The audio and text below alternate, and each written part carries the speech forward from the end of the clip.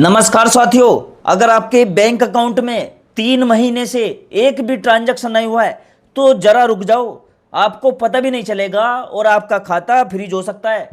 हैरानी की बात यह है कि ये कोई अफवाह नहीं है, बल्कि खुद आरबीआई 2026 का नया नियम आ गया है। तो दोस्तों, अगर आपका खाता भी एसबीआई में है, पीएनबी में है, बैंक ऑफ बड़ौदा में है, यूनियन बैंक है, यूको बैंक है, किसी भी बैंक में आपका खाता है, एचडीएफसी बैंक हो, ठीक है, आईसीआईसीआई बैंक हो, एक्सिस बैंक हो, कोई भी प्राइवेट बैंक हो, सभी के लिए नया नियम लागू हो गया है।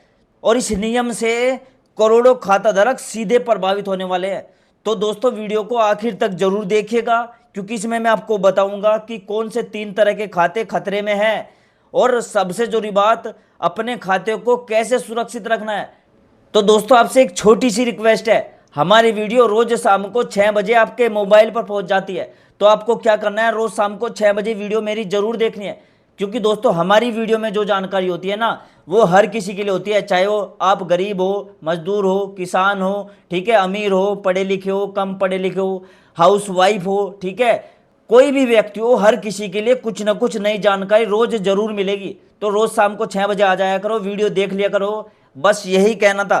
तो दोस्तों, अब बढ़ते हैं आगे।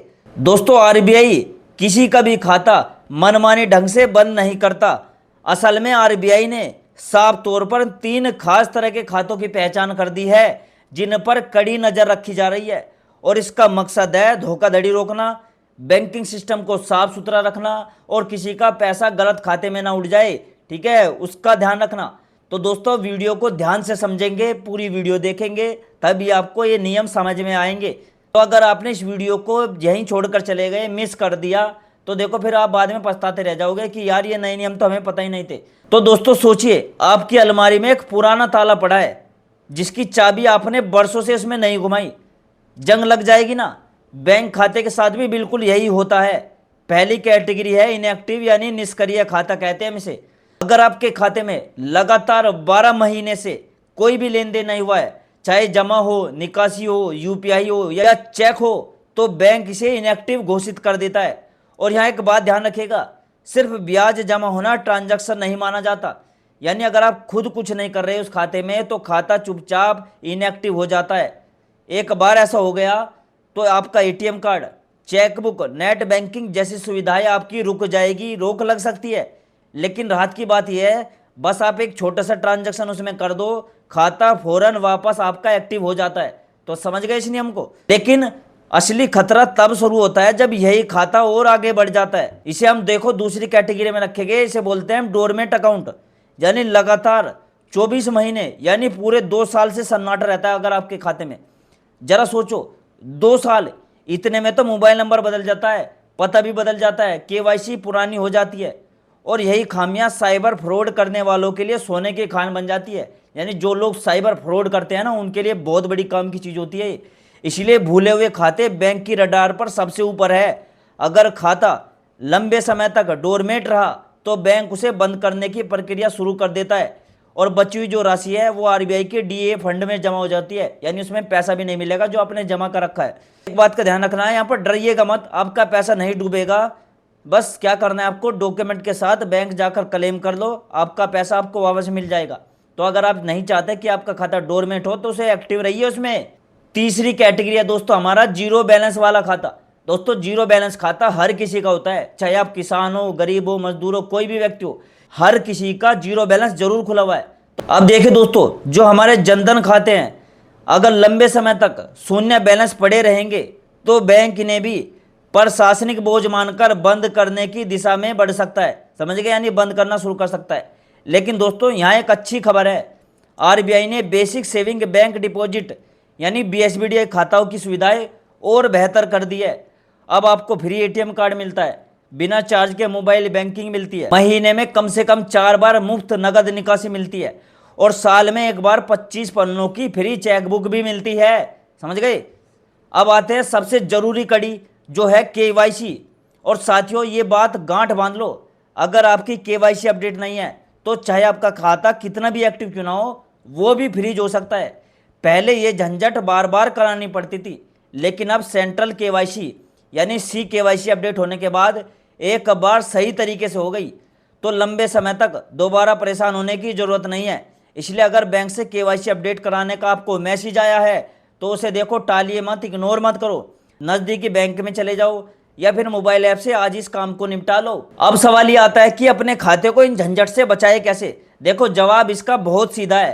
पहला तो साल में कम से कम एक बार जरूर लेन देन करो, चाहे छोटा सा यूपीआई पेमेंट भी कर दोगे तो वो एक्टिव रहेगा।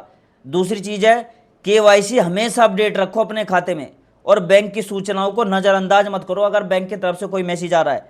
और तीसरा, अगर कोई पुराना खाता है आपका वो इस्तेमाल में नहीं है तो उसे खुद ही बंद करा देना समझदारी होती है, क्योंकि यही भूले हुए खाते फ्रॉड का सबसे आसान रास्ता बनते हैं।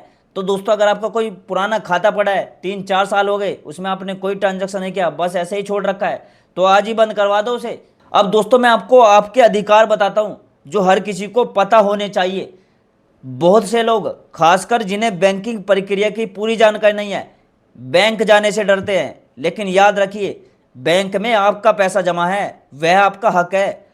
अगर कोई कर्मचारी आपकी बात ठीक से नहीं सुनता तो सीधे ब्रांच मैनेजर से मिलो।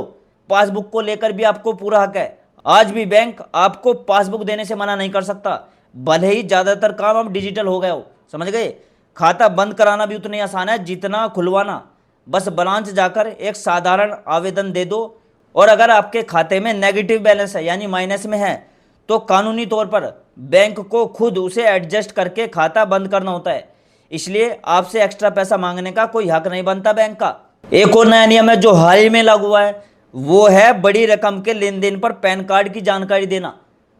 पहले रोजाना 50,000 रुपये से ज़्यादा जमा करने पर पैन देना अनिवार्य था, लेकिन अब सालाना बड़ी राशि के लेन देन पर पैन की अनिवार्यता को नए सिरे से तय किया गया है। इसलिए बड़ी रकम का लेन देन करते वक्त अपना पैन कार्ड अपनी जेब में हमेशा रखो, ताकि आखिरी वक्त पर कोई रुकावट ना आए। साथ ही यूपीआई और डिजिटल पेमेंट को सेफ बनाने के लिए आरबीआई लगातार सत्यापन के तरीकों पर काम कर रहा है। तो आगे चलकर पेमेंट करते वक्त 1-2 एक्स्ट्रा स्टेप्स देखने को मिल सकते हैं, और ये पूरी तरह आपकी सुरक्षा के लिए होंगे। दोस्तों यहाँ मैं आपको एक कड़वी सच्चाई भी बताता हूँ। जब कोई फ्रॉड होता है तो पैसा एक खाते से दूसरे खाते में घूमता हुआ जाता है, और कई बार जांच के नाम पर 7वें-8वें लेयर तक के जो निर्दोष खाता धारक है उनके खाते भी फ्रीज कर दिए जाते हैं, जिनका फ्रॉड से कोई सीधा लेना देना नहीं होता। ये एक गंभीर मुद्दा है, और उम्मीद है आने वाले समय में इसके लिए एक साफ और निष्पक्ष प्रक्रिया बनेगी। अगर आपका पैसा किसी पुराने भूले हुए खाते में फंसा हुआ लगता है तो अभी परेशान होने की जरूरत नहीं है। बैंक ब्रांच में जाओ, सही दस्तावेज दो और अपना पैसा क्लेम कर लो। आरबीआई का डीए फंड बना ही इसलिए है कि आपका पैसा सुरक्षित रहे और जरूरत पड़ने पर वो आपको वापस मिल सके। तो साथियों कुल मिलाकर सीधी बात है, घबराने की जरूरत नहीं है, बस सतर्क रहने की जरूरत है।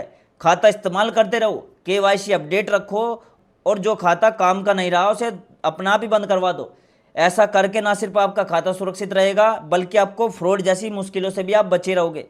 तो दोस्तों अगर आपको जानकारी उपयोगी लगी हो, जानकारी आपके काम आई हो, तो वीडियो को लाइक करिएगा, चैनल को सब्सक्राइब करिएगा, और इस वीडियो को ज़्यादा से ज़्यादा लोगों तक शेयर करो, क्योंकि दोस्तों सभी लोगों का अपना एक बैंक अकाउंट जरूर होता है, और अगर आप इस वीडियो को उन लोगों तक शेयर कर दोगे तो उनका बहुत नुकसान होने से बच जाएगा। ठीक है। और दोस्तों शाम का 6 बजे टाइम याद जरूर रख लेना, रोज़ शाम को 6 बजे वीडियो आएगी, रोज़ देख लिया करो। ठीक है। और मैं मिलता हूँ दोस्तों आपसे अगली वीडियो में एक नई खबर, एक नई जानकारी के साथ। तब तक के लिए दोस्तों जय हिंद, जय भारत।